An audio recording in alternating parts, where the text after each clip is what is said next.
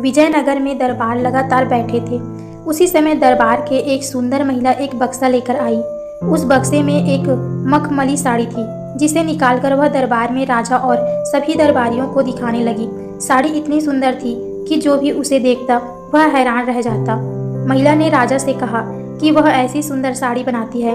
उसके पास कुछ कारीगर है जो अपनी गुप्त कलाओं से इस साड़ी की बुनाई करते हैं।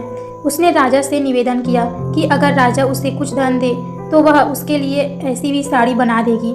राजा कृष्णदेव राय ने महिला की बात मान ली और उसे धन दे दिया। महिला ने साड़ी तैयार करने के लिए 1 साल का समय मांगा। इसके बाद वह महिला साड़ी बुनने वाले अपने कारीगरों के साथ राजा के महल में रहने लगी और साड़ी की बुनाई करने लगी। इस दौरान उस महिला व कारीगरों ने खाने पीने से लेकर तमाम खर्चे राजमहल ही उठाता था। इसी तरह से 1 साल का समय निकल गया। फिर राजा ने अपने मंत्रियों को उस साड़ी को देखने के लिए उस महिला के पास भेजा। जब महिला मंत्री कारीगर के पास गए तो वह देखकर हैरान रह गए। वह 2 कारीगर बिना किसी धागे या कपड़े के कुछ बुन रहे थे। महिला ने बताया कि उसके कारीगर राजा ने साड़ी बुन रहे हैं, लेकिन मंत्रियों ने बताया कि उन्हें कोई साड़ी दिखाई नहीं दे रही है। इस पर उस महिला ने कहा कि यह साड़ी सिर्फ वही लोग देख सकते हैं जिनका मन साफ हो और जीवन में उन्होंने कोई पाप नहीं किया हो। महिला की यह बात सुनकर राजा ने मंत्री परेशान हो गए। उन्होंने बहाना बनाते हुए उस महिला से कहा कि उन्होंने वह साड़ी देख ली है और वो वहाँ से चले गए। राजा के पास वापस आकर उन्होंने कहा कि वह साड़ी बहुत ही सुंदर है। राजा इस बात से काफ़ी खुश हुए। अगले दिन उन्होंने उस महिला को वह साड़ी देखकर दरबार में हाजिर होने का आदेश दिया। वह महिला एक बक्सा लिए हुए अपने कारीगरों के साथ अगले दिन दरबार में आ गई।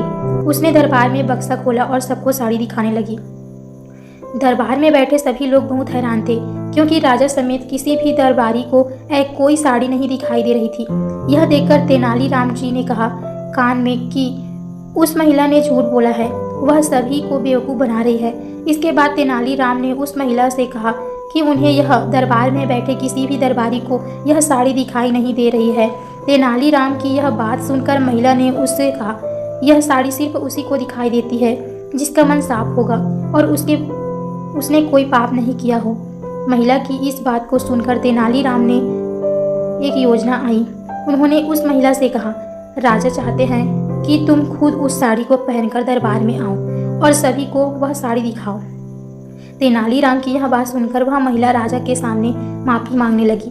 उसने राजा को सब सच सच बता दिया कि उसने कोई साड़ी नहीं बनाई है, वह सबको मूर्ख बना रही थी।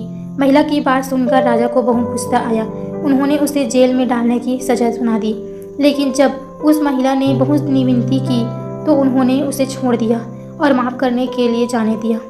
साथ ही राजा ने तेनालीराम की चतुराई की तारीफ की।